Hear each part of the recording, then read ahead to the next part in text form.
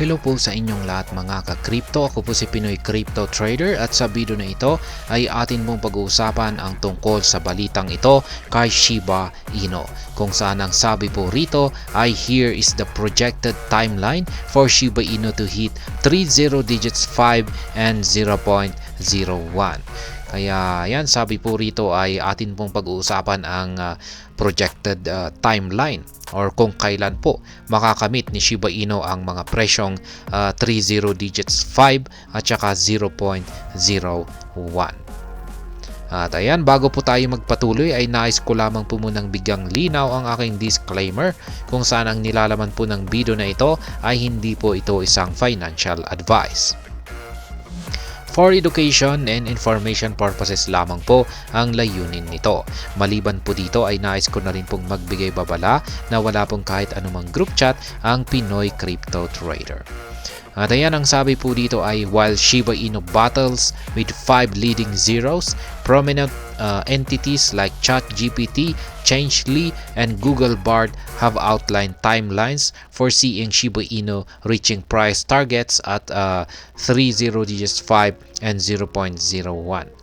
Kaya yan, habang nakikipaglaban daw po itong si Shiba Inu sa kanyang 5 leading zeros, ay meron pong inilabas na mga price, mga timelines. Yan, kung kailan makakamit ni Shiba Inu ang mga price targets na 30 digits 5 at saka 0.01. At yung mga prominent entities po na ito ay sina ChatGPT, Changelly at saka si Google Bard. Kaya yan, Shiba Inu has not been immune to the prevailing bloodbath in the crypto market despite exhibiting remarkable resilience. Kaya yan, hindi raw po immune itong si Shiba Inu sa nagaganap po na pagbagsak or yan yung nagaganap na malawakang collapse. Yan, crypto market collapse. Kaya ayan, apektado na rin po siya. At its current trading price of 50 digits 8868, Shiba Inu has experienced a 6.85% decline from its peak of 50 digits 952 on January 17. Kaya ayan, ito po yung kasalukuyang presyo ni Shiba Inu. Dito po siya naglalaro sa presyong ito, 50 digits 8868. Mula po sa mataas na presyo na kanyang inakyat noong January 17 na 50 digits 952 ay bumagsak po siya ng 6.85%. At ngayon ay nandito na po siya sa presyong 50 digits 8868. Meanwhile, higher ranking tokens including Solana and Avalanche have recorded a substantial 15% drop during the same period. Kaya yan, maging si Solana at si Avalanche ay bagsak na rin ng 15%. Moreover, Shiba Inu has entered a bullish trend in the last 24 hours, gaining 2.85%. Despite its resilience, Shiba Inu is yet to reclaim the psychological threshold of 40 digits 1 lost to bearish sentiment 2 weeks ago. Kaya yan, nitong nakalipas daw po na 24 oras, ay nagkaroon po ng paglago itong si Shiba Inu ng 2.85% sapagkat pumasok daw po siya sa isang bullish trend. Ayan, pero mukhang nahihirapan pa rin po siya na makabalik po sa psychological threshold na 40 digits 1 kung saan ay ito po ay kanyang yan, na-loss po niya ito noong nagkaroon po ng bearish sentiment nitong nakalipas na 2 linggo. Yan, in parallel, enthusiasts of Shiba Inu are holding out hope for more ambitious price targets including 30 digits 5 and 0.01. In seeking insights on such outlooks, the Crypto Basic consulted a research report from crypto exchange Changelly and AI-based tools Google Bard and ChatGPT. Kaya yan, pagdating po sa mga price targets na ganito ay ang maaasahan po natin dito sa pagbibigay ng mga insights ay katulad po nila Changelly at ang dalawang kilalang AI chatbots na si Google Bard at saka si ChatGPT.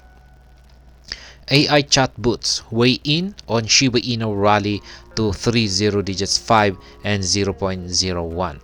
According to ChatGPT, Shiba Inu might achieve the 30 digits 5 price level by 2025. However, in the case of reaching 0.01, ChatGPT suggested that Shiba Inu could potentially achieve the 0.01 price mark within the next 3 to 5 years. Kaya yan po yung prediction sa timeline yan ng mga price target na ito base kay ChatGPT.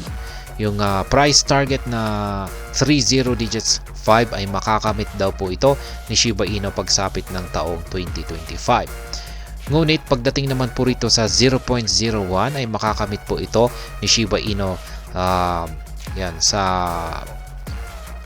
yan at mga 3 hanggang 5 taon pa. Ayan ay dito po niya makakamit ang presyong ito. And ChatGPT envisions this happening due to anticipated widespread adoption. Also, it cited potential technological advancements and heightened investor confidence in Shiba Inu.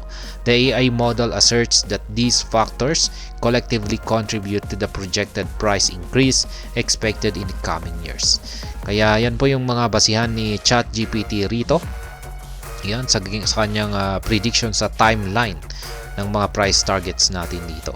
Magkakaroon daw po ng isang malawakang adoption ang Shiba Inu at maliban po rito ay magkakaroon din po ito ng paglago sa kanyang technological innovation at maliban po dyan ay magkakaroon ng interest ang mga investor.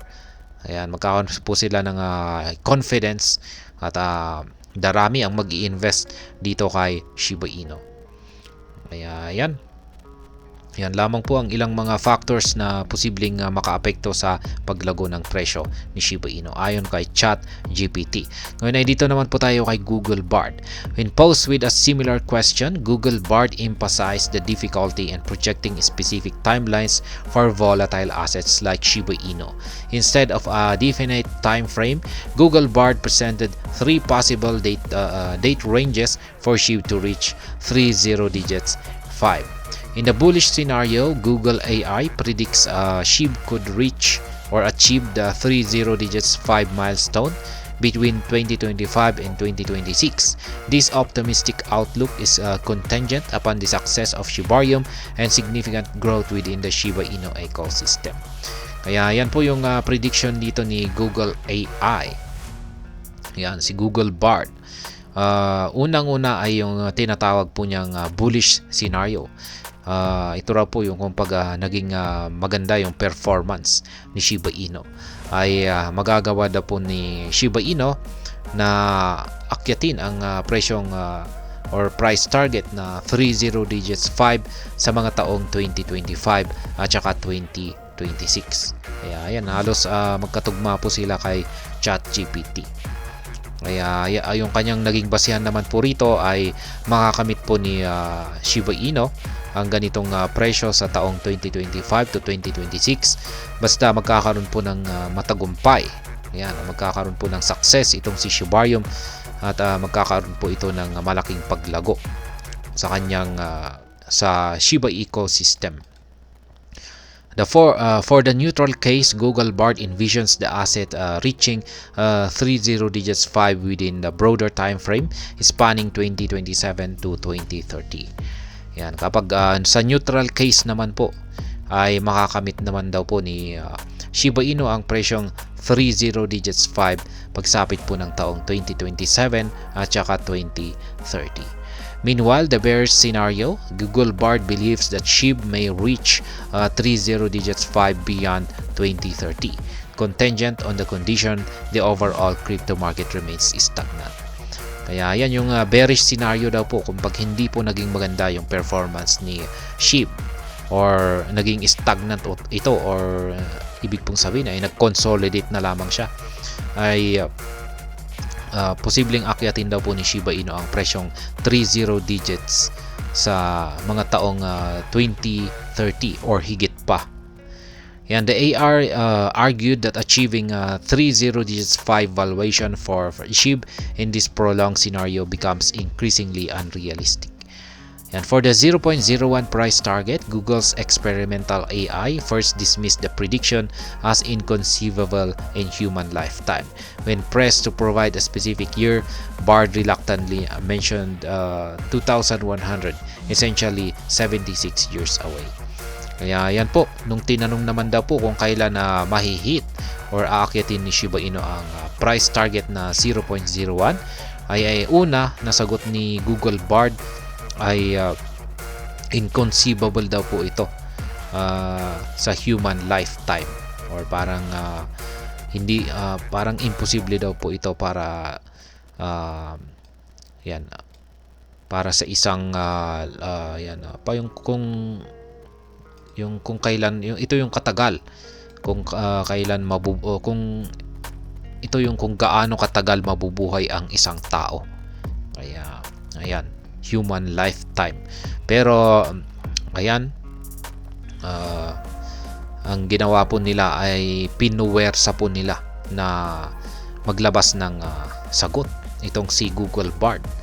Kaya napilitan po siyang maglabas ng kanyang calculation at sinabi po niya na sa 2,100 posibleng makamit ni Shiba Inu ang presyong 0.01.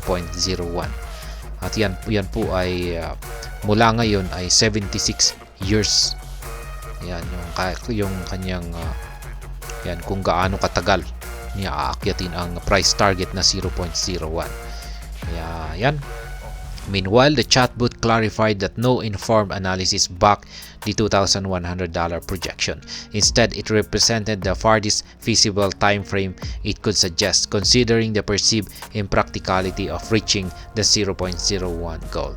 Kaya yan, ayon po kay Google Bard ay wala daw po siyang basihan sa kanyang sa taong 2,100 na projection.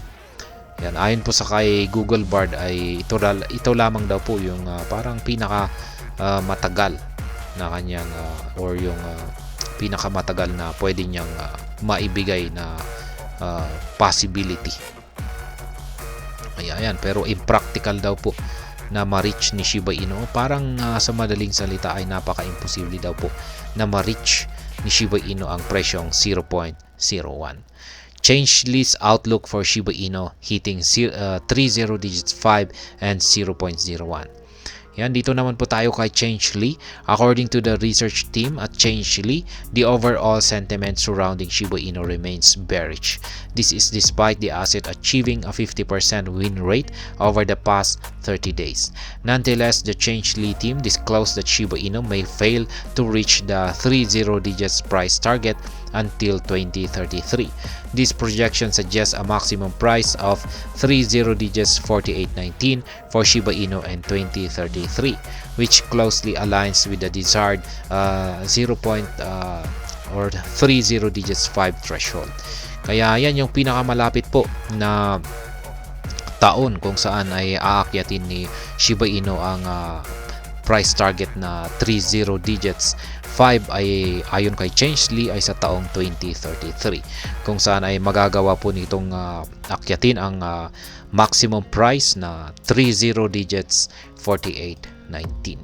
Kaya yan po yung pinakamalapit dito sa price target na 3 0 digits 5. Kaya yan, nakikita po natin dito, ayan yung 2033. Ayan.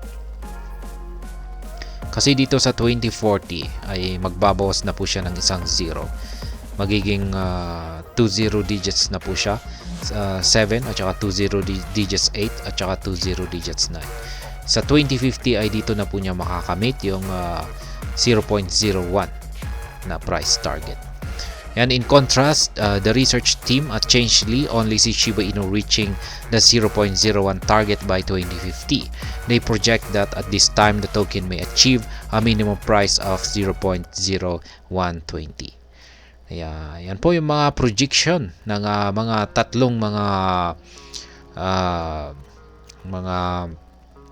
madalas na ginagamit yan sa pag pre-predict sa mga yan yung mga ambitious price targets. Yung Changelly at yung dalawang sikat na artificial chatbots na si Google Bard at saka si ChatGPT. At ayan, hanggang dito na lamang po tayo sa video na ito. Sana po ay inyong nagustuhan ang aking paliwanag dito. Kung inyo po itong nagustuhan ay pakiclick lamang po ang like button nito. Para naman po sa mga bago lamang dito, kayo po ay aking inaanyayahan para mag-subscribe.